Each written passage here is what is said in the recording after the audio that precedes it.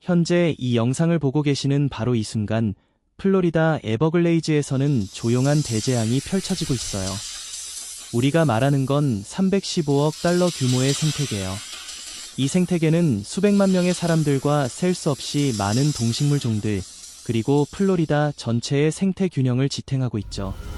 수십 년 동안 과학자들은 이 재앙을 막기 위해 정말 온갖 방법을 다 써봤어요. 수십억 달러를 쏟아부었고 최첨단 기술도 투입했으며 심지어 로보토끼와 GPS 추적 시스템까지 동원했답니다. 그런데도 아무것도 효과가 없었어요. 오히려 위기는 점점 더 심각해졌죠. 그래서 플로리다가 마침내 그 논란이 많은 해결책을 발표했을 때 많은 사람들이 또 터무니없는 플로리다 이야기네 하면서 그냥 웃어넘겼어요. 오늘은 제가 여러분을 이 생태계 미스터리 속으로 깊이 데려가서 대체 무슨 일이 있었는지, 이 일이 왜 우리 모두에게 중요한지, 그리고 놀라운 결과가 앞으로 야생동물 보호의 미래에 어떤 의미를 갖는지 제대로 알려드릴게요. 침묵의 종말. 플로리다가 왜 이렇게 과감한 결정을 내렸는지 이해하려면 이 악몽이 시작된 곳으로 돌아가 봐야 해요.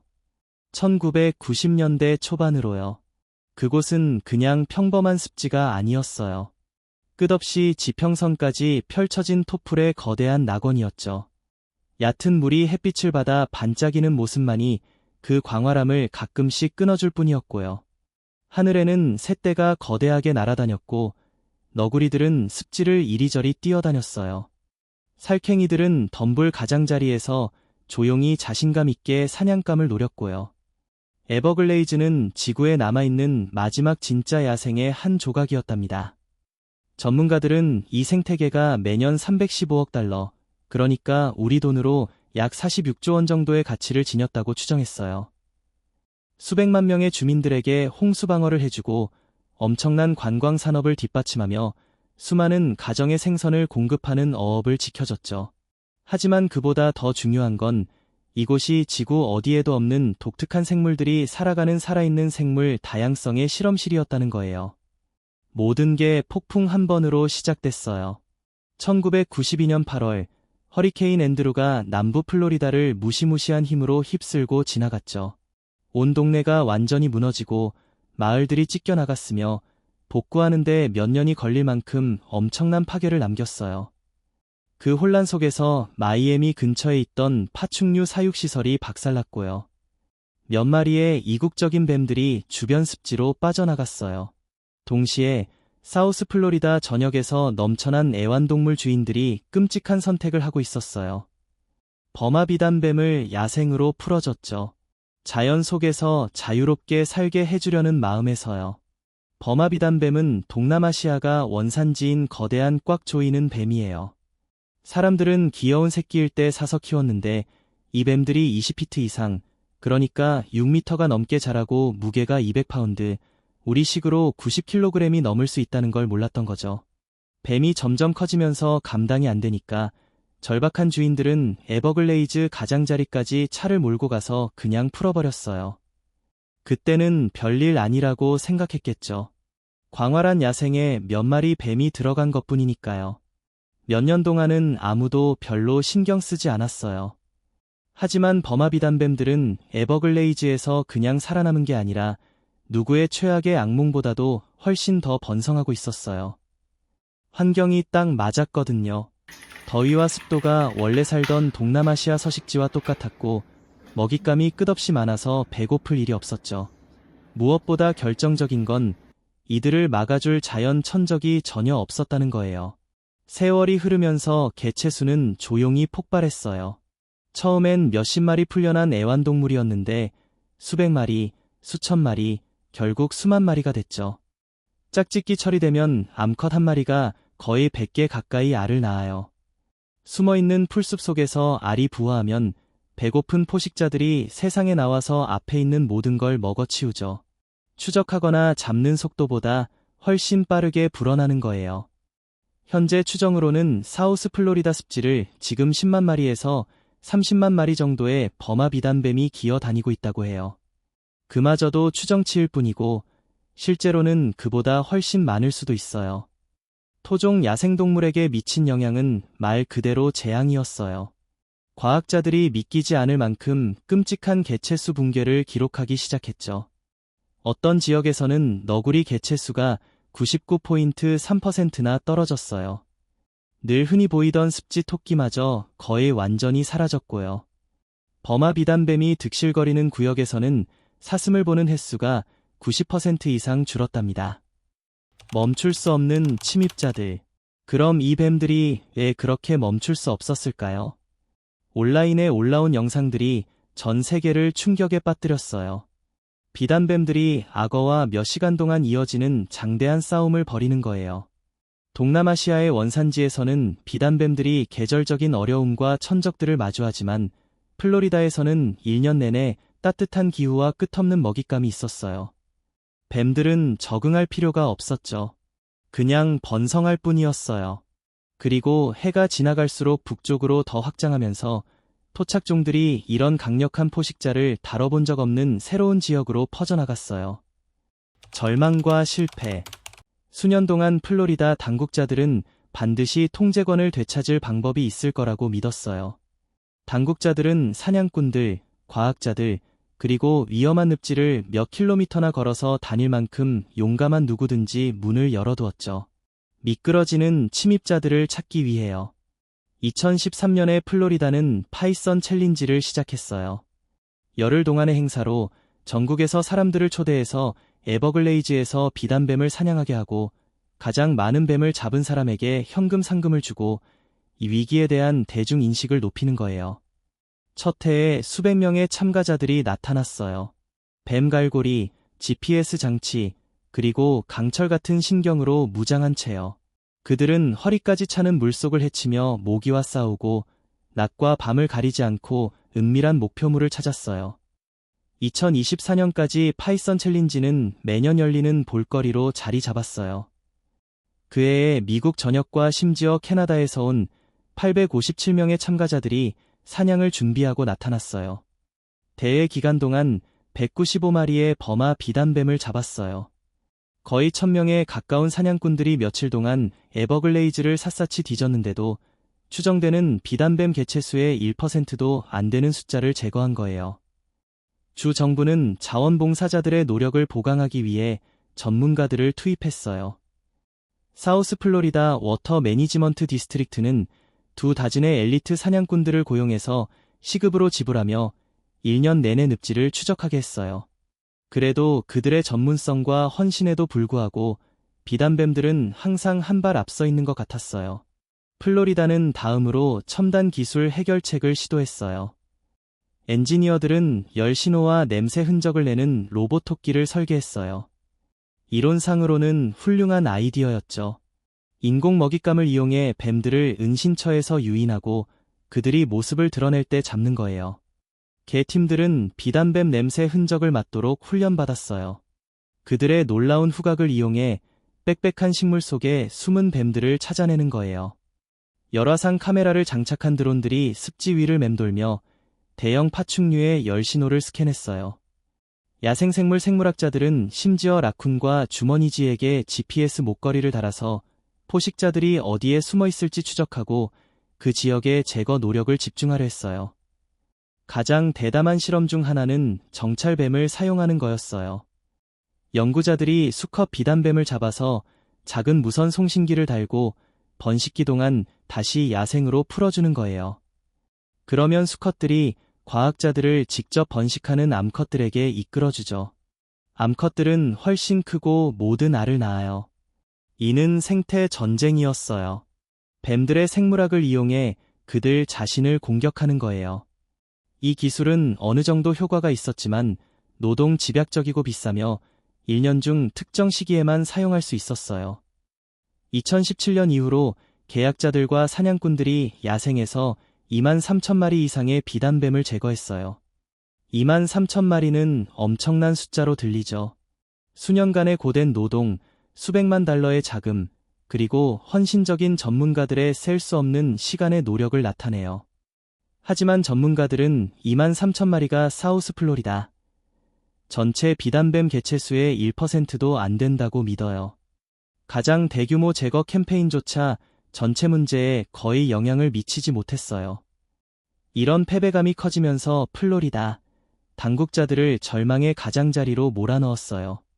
기술이 비단뱀들을 막을 수 없다면, 돈이 문제를 해결할 수 없다면, 인간의 노력이 충분하지 않다면 대체 무엇이 효과가 있을까요? 그 좌절과 무력감 속 어딘가에서 미친 아이디어가 형성되기 시작했어요. 비단뱀에게서 온 뒤틀린 선물. 에버글레이즈 깊숙한 곳에서 이 침입자들과 함께 조용한 승객이 도착했어요. 보이지 않는 기생충인데 이제 플로리다 주의 생태 이야기를 누구도 예상하지 못한 방식으로 완전히 바꿔놓고 있죠. 그 이름은 라일리에텔라 오리엔탈리스, 흔히 뱀 패충이라고 불리는 거예요. 비단뱀들이 모든 헤드라인과 관심을 독차지하고 있지만 이 미세한 공포는 조용히 플로리다 야생동물들에게 완전히 새로운 종류의 혼란을 가져오고 있어요.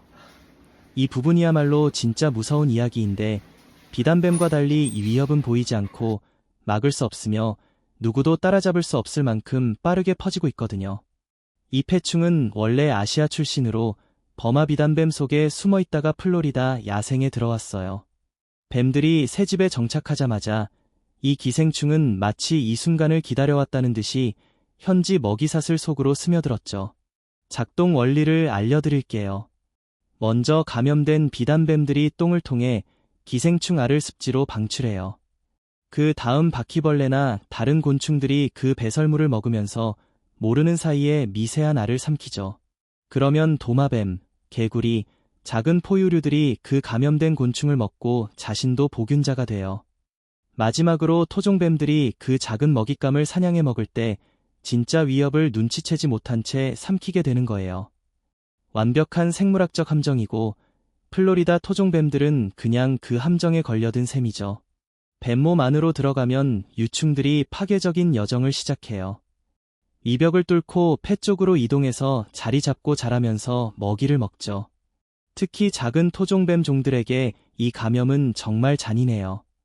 벌레들이 혈액과 폐 조직을 직접 먹으며 장기를 안쪽에서 천천히 망가뜨리거든요. 숨쉬기가 힘들어지고 몸이 침입자와 싸우면서 에너지가 점점 사라져요. 일부 뱀들은 더 이상 효과적으로 사냥할 수 없어서 결국 굶어 죽어요. 너무 약해지고 너무 아프고 너무 손상돼서 살아남을 수 없는 거죠. 과학자들이 패충 감염으로 심한 폐렴을 앓는 토종뱀들을 발견했어요. 어떤 뱀들은 폐에 열려있는 병변, 기생충이 조직을 파고든 흔적이 보일 정도였고요. 가장 극단적인 경우에는 과학자들이 입 밖으로 수십 마리의 벌레가 기어나오는 걸 발견했어요. 감염이 최종 치명적인 단계에 이르렀을 때 말이에요. 진짜 충격은 패충이 얼마나 멀리 퍼졌는지 지도를 그리기 시작했을 때 왔어요. 플로리다에서 이미 18종의 토종뱀이 감염됐어요.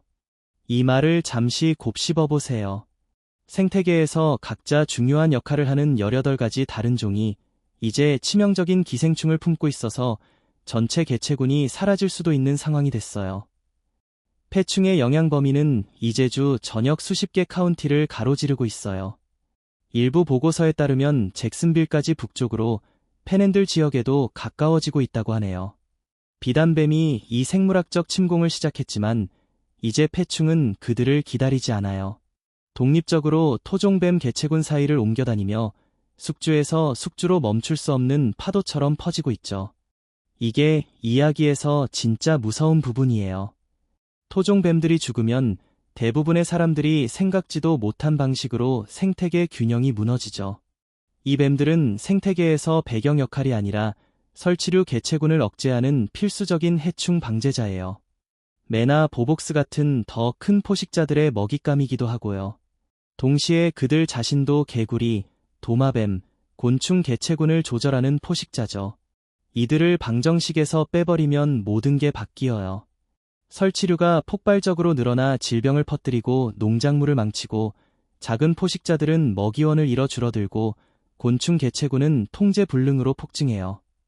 과학자들은 더 심각한 걸 두려워해요. 내일 당장 플로리다에서 비단뱀 한 마리도 남김없이 제거된다 해도 패충은 여전히 남아있을 거예요. 이제 토종종 안에 자리 잡았고 독립적으로 번식하고 퍼지고 번성하고 있거든요. 플로리다는 더 이상 단순한 침공과 싸우는 게 아니에요. 생태계의 영구적인 생물학적 변화를 겪고 있는 거죠. 패충은 플로리다 야생의 균형을 유지해야 할 바로 그 종들 속에서 살아남아 계속 증식하고 있어요. 플로리다 코튼마우스, 토종 독사 중 하나가 이 기생충의 공격을 저항하는 것처럼 보여요. 과학자들이 패충에 감염됐지만 어떻게든 살아남아서 정상적으로 기능하는 코튼마우스를 기록했어요. 정확한 이유는 아무도 몰라요. 유전 때문일까요? 시간이 지나면서 자연 면역이 생겼을까요? 아니면 먹이가 달라서 기생충 생활 주기에 영향을 줄까요? 이유가 뭐든 이건 꽤 암울한 그림 속에서 몇 안 되는 희망적인 미스터리 중 하나예요. 거대한 침입뱀과의 전쟁으로 시작됐던 일이 이제 훨씬 더 복잡하고 교활한 것으로 변했어요. 보이지 않는 침입자가 이제 자신을 데려온 포식자보다 더 빠르게 퍼지고 있죠. 치료제도, 방법도, 멈출 뚜렷한 길도 없어요. 감염된 뱀이 죽을 때마다 더 많은 기생충이 환경으로 방출돼요. 매 죽음마다 생태계는 더 약해지고 취약해지죠. 이 순환은 매년 가속되면서 계속되고 있어요. 플로리다는 단순한 포식자 문제라고 생각했어요.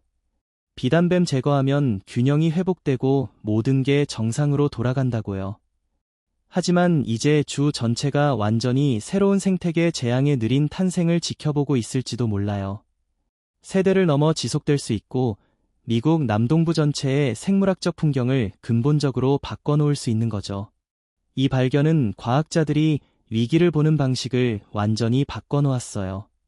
더 이상 비단뱀 제거만으로는 부족해요. 더 크게 생각해야 하고 전체 생태계 건강을 다루는 해결책을 고려해야 해요. 비단뱀을 사냥할 뿐만 아니라 파괴된 자연 균형을 회복할 수 있는 포식자들이 필요하다는 거예요. 그리고 그때 진짜 논란이 되는 아이디어가 등장했죠. 웃기지도 않은 계획. 드디어 그 뉴스가 터졌어요. 플로리다주 공무원들이 카메라 앞에 서서 주 전체에 퍼진 침입종 비단뱀 문제를 해결하기 위해 수백 마리의 동부 인디고 뱀, 이건 원래 토종이고 독이 없는 종이에요, 을 야생에 방사한다고 발표했어요. 제목만 봐도 바로 난리가 났죠. 몇 시간 만에 소셜미디어가 폭발했어요. 농담, 짤방, 완전 믿을 수 없다는 반응으로 가득 찼어요. 댓글들이 엄청 빠르게 쏟아졌어요. 플로리다에 이미 뱀 충분하지 않아? 뱀으로 뱀을 잡는다고? 이게 무슨 일이야? 대체 뭐가 잘못될 수가 있겠어? 하면서요. 많은 사람들이 하와이에서 있었던 그 악명 높은 몽구스 재앙을 떠올렸어요. 쥐 잡으려고 몽구스를 들여왔는데 몽구스가 쥐는 안 잡고 오히려 토종 새들을 마구 잡아먹어서 생태계에 더 큰 문제를 일으켰잖아요. 결국 몽구스 자체가 침입종이 돼버린 거예요. 비판하는 사람들은 플로리다가 똑같은 대재앙을 반복하려는 거라고 생각했어요. 이미 플로리다의 기묘한 야생동물 정책들 때문에 지친 주민들에게는 이게 또 하나의 코미디 에피소드처럼 느껴졌어요. 뉴스 매체들이 바로 기사를 쏟아냈고 열기가 더 뜨거워졌죠. 어떤 곳은 마치 SF 영화에서나 나올 법한 제목을 달았어요. 토크쇼에서는 이 발표를 모노로그 소재로 삼아서 웃음거리로 만들었고 심야 코미디언들은 완전 신났어요. 걱정된 주민들은 라디오 방송에 전화해서 우리 애완동물이나 아이들은 이 새로운 뱀들 때문에 안전할까요? 하고 물어볼 정도였어요. 심지어 평소에 보존 활동을 지지하는 야생동물 애호가들조차 눈살을 찌푸리며 주 정부가 완전히 미쳤나? 하는 반응을 보였어요. 회의적인 시각은 뱀이 퍼지는 것보다 훨씬 빨리 번졌어요. 누가 뱀 문제를 해결하려고 뱀을 더 풀어놓는다는 생각을 하겠어요. 뉴스 보는 일반 사람들 입장에서는 완전 터무니없어 보였죠. 시작도 하기 전에 실패할 게 뻔한 계획처럼 느껴졌어요. 이미지 자체가 너무 안 좋았어요. 플로리다는 수년 동안 수백만 달러, 그러니까 우리 돈으로 치면 수십억 원을 들여서 뱀들을 없애려고 했었는데 이제 갑자기 뱀을 풀어준다고? 이 모순이 너무 명백해서 조롱하기 너무 쉬웠어요. 일부 보존 전문가들조차 공개적으로 이 계획을 옹호하기 꺼려했어요. 곧 터질 재앙처럼 보이는 거에 연루되고 싶지 않았으니까요. 소셜 미디어에는 짤방이 쏟아졌어요. 한 인기 짤은 집이 불타는 사진에 플로리다의 해결책, 불을 더 넣어라 라는 캡션이 붙어 있었고, 또 다른 건 사람이 물에 빠져 있는데 누가 도움이 되는 뱀이라고 적힌 닻을 던져주는 그림이었어요. 조롱이 끝없이 이어졌고 창의력도 대단했어요. 여론조사에서도 플로리다 주민 대다수가 이 계획에 반대했어요. 헛된 돈 낭비이자 상황만 더 악화시킬 미친 짓이라고 봤죠. 하지만 그때 거의 아무도 몰랐던 진짜 이야기가 있어요. 그 소란과 웃음 속에서 사람들이 놓친 게 바로 이거예요. 동부 인디고 뱀은 이야기의 악당이 아니었어요. 사실 오랫동안 사라져 있던 영웅이었던 거죠. 이건 절박한 관료들이 벽에다 아이디어 던져보는 식의 즉흥적인 결정이 절대 아니었어요. 헤드라인과 조롱 뒤에는 수십 년에 걸친 꼼꼼한 과학 연구와 계획, 준비가 있었어요. 동부 인디고 뱀은 한때 미국 남동부 전역에 흔했어요. 버지니아에서 미시시피까지 긴잎 소나무 숲, 참나무 덤불, 모래 능선에서 잘 살았죠. 그런데 이 종은 정말 놀라운 점이 있었어요. 바로 자연재해의 비단뱀 사냥꾼이라는 거예요. 인디고 뱀은 다른 뱀들을 먹는데 독사도 거리낌 없이 잡아먹어요. 특히 어린 비단뱀을 먹을 수 있는 몇 안 되는 토종 포식자 중 하나예요. 보존단체, 대학, 야생동물 관리기관 팀들이 오랫동안 인디고 뱀을 사육장에서 키우면서 행동을 연구하고 서식지를 복원하고 신중하고 체계적인 제도입을 준비해왔어요. 겉으로는 충동적이고 무모해 보였던 게 사실은 수십 년 동안 쌓아온 탄탄한 과학과 생태 분석에 기반한 계획이었던 거죠. 황제를 만나다.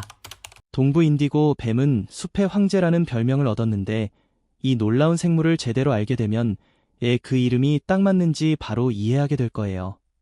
동부 인디고 뱀은 길고 우아하면서도 전혀 두려움을 모르는 녀석이에요. 길이가 최대 9피트, 그러니까 거의 3m에 가까울 정도로 자라는데 키 큰 풀숲을 헤치고 모래굴 속으로 스르륵 사라지는 모습은 숙련된 야생 생물학자들조차 감탄하게 만들죠. 비늘은 깊은 푸른색과 검은색으로 반짝반짝 빛나서 햇빛을 받으면 마치 액체 금속으로 칠한 것처럼 무지개 빛으로 빛나요. 목과 턱 주변에는 부드러운 산호색이나 붉은 기운이 있어서 이 뱀이 정말 특별한 포식자라는 걸 한눈에 알 수 있답니다.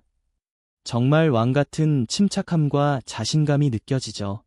많은 뱀들이 독이나 매복 전술에 의존하는 것과 달리 동부 인디고 뱀은 화학 무기 같은 게 전혀 필요 없어요.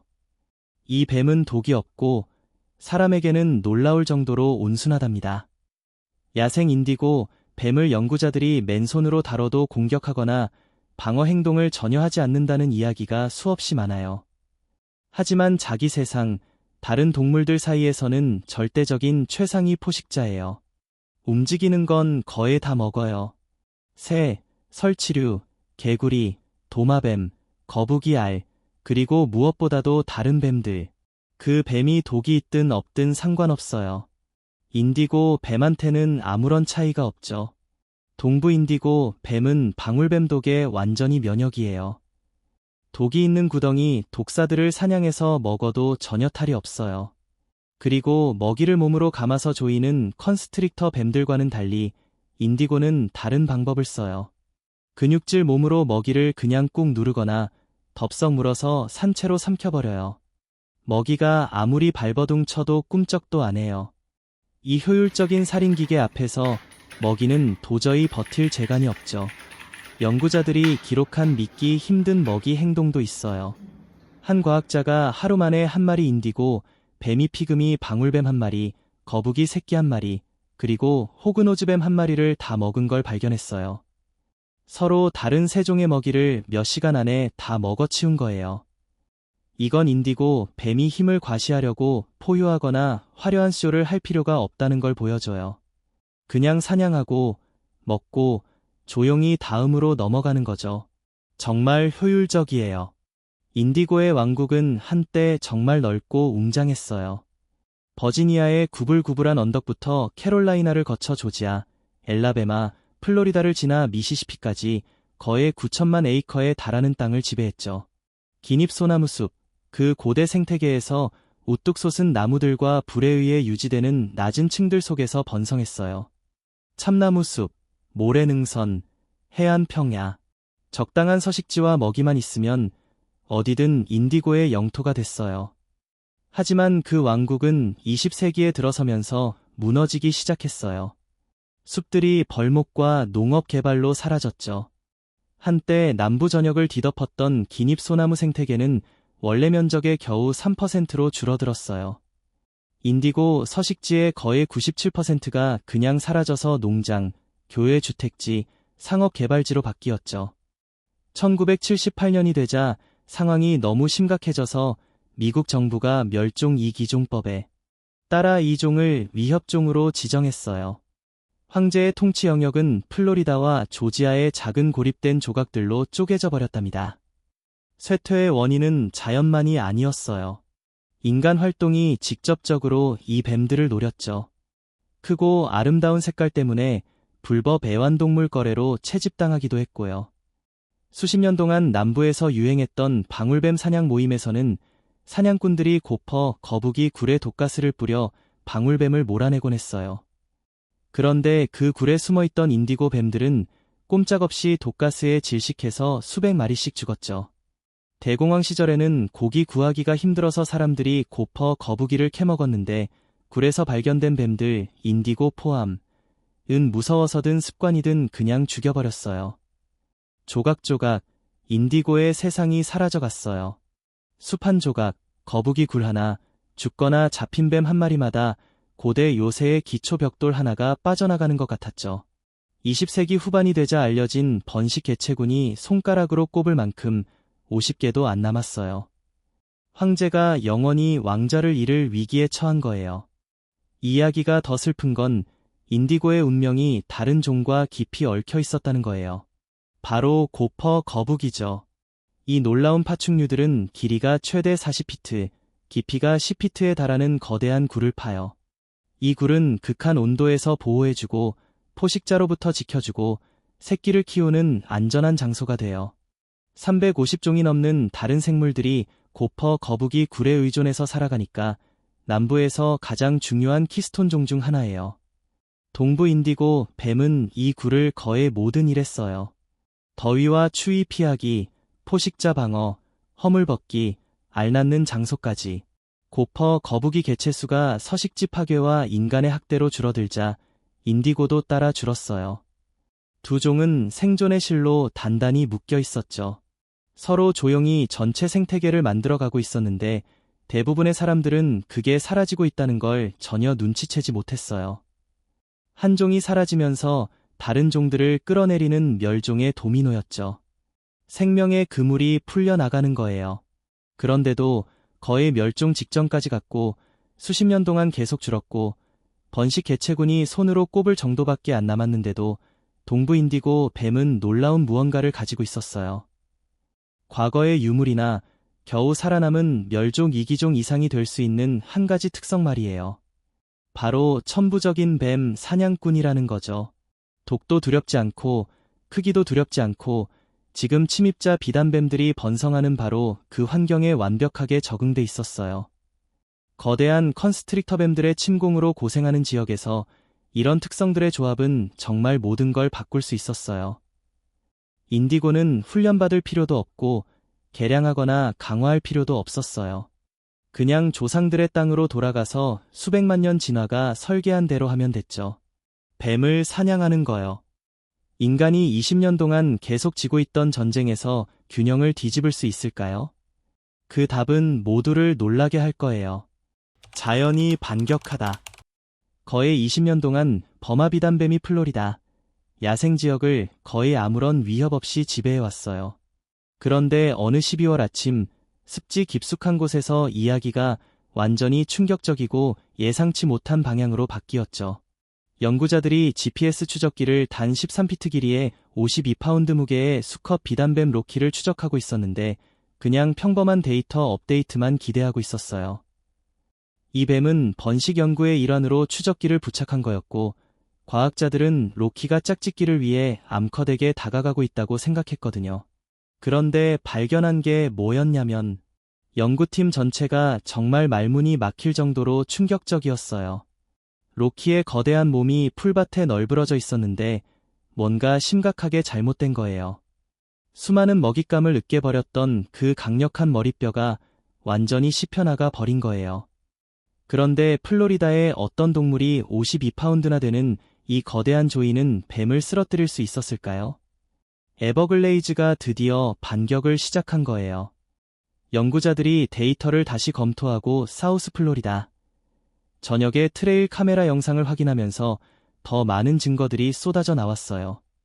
수백만 년을 살아남은 고대 파충류인 악어들이 작은 비단뱀들을 잡아먹는 모습이 포착됐죠. 야생 영상에는 악어들이 어린 비단뱀을 물고서 그 특유의 데스로를 하면서 뱀을 익사시킨 다음 먹는 장면이 담겼어요. 악어들이 비단뱀, 특히 어린 것들이 아주 맛있는 먹잇감이라는 걸 배우기 시작한 거예요. 더욱 신나는 건 플로리다가 풀어졌다고 사람들이 비웃었던 바로 그 토종 포식자 동부 인디고뱀이 야생에서 어린 버마 비단뱀을 잡아먹는 게 기록됐다는 거예요. 인디고뱀들이 과학자들이 바랐던 그대로 행동하고 있었어요. 침입자를 사냥하고 특히 아직 크게 자라서 심각한 위협이 되기 전에 어린 비단뱀들을 노렸죠. 인디고 한 마리가 어린 비단뱀 한 마리를 먹는다는 건 미래에 번식할 성체 한 마리가 줄어든다는 뜻이고 매년 100개씩 알을 낳을 수 있는 원천이 하나 사라진다는 거예요. 트레일 카메라에는 플로리다 표범들이 비단뱀을 스토킹해서 사냥하고 사슴이나 멧돼지 같은 전통 먹이와 함께 식단에 추가하는 모습도 잡혔어요. 최상위 포유류 포식자들조차 비단뱀을 먹을 만한 대상으로 인식하기 시작한 거죠. 한 야생 생물학자가 이 감정을 딱 표현했어요. 홈팀의 득점이다. 20년 동안 토종종들이 줄어들고 사라지는 걸 지켜보고 생태계 재앙을 하나씩 기록해온 끝에 마침내 에버글레이즈가 반격하고 있다는 증거가 나온 거예요. 그래도 현실적으로 봐야 해요. 회복은 하루아침에 일어나지 않고 적응은 몇 달이나 몇 년이 아니라 세대를 거쳐서 이뤄지거든요. 전쟁은 아직 끝나지 않았어요. 비단뱀 수가 포식자보다 훨씬 많고 번식 속도도 토종종들이 제어할 수 없을 정도로 빠르죠. 수천 제곱마일에 달하는 야생 지역을 여전히 장악하고 있어요. 하지만 20년 만에 처음으로 싸움이 완전히 일방적이지 않다는 확실한 증거가 생긴 거예요. 자연이 본능과 적응, 그리고 진화라는 느리고 꾸준한 과정을 통해 응답하고 있는 거죠. 플로리다가 풀어준다고 발표했을 때 그렇게 조롱과 불신을 샀던 그 뱀들, 정말로 차이를 만들고 있었을까요? 그 질문에 대한 답이 이야기에서 가장 놀라운 부분이 될 거예요. 2025년까지 이 성공 스토리는 계속 커져갔어요. 연구팀들이 복원된 지역 곳곳에서 풀려난 뱀들을 더 많이 발견했고 데이터도 점점 좋아졌죠. 6피트 길이의 튼튼한 수컷 한 마리가 자신감 있게 관목지대를 이동하는 게 기록됐는데 추적 신호로 봤을 때 넓은 영역을 확보한 상태였어요. 이전에 풀려난 해의 개체들 중 19마리가 여러 카운티에서 확인됐고 야생 조건에서 살아남아 적응했다는 걸 증명했어요. 2019년에 풀려난 암컷 한 마리는 6년이 지난 지금도 여전히 활발하게 활동하며 잘 지내고 있었어요. 재도입된 포식자로서는 정말 놀라운 생존율이죠. 새로운 목격 사례마다 인디고뱀들이 작은 구역에만 머무는 게 아니라 퍼져나가고 탐험하고 영역을 차지하며 야생 뱀답게 행동하고 있다는 걸 보여줬어요. 수십 년 동안 조용했던 장소들이 이 최상위 포식자의 귀환으로 다시 살아나기 시작했죠. 생태계가 그들의 복귀에 측정 가능한 방식으로 반응하고 있었어요.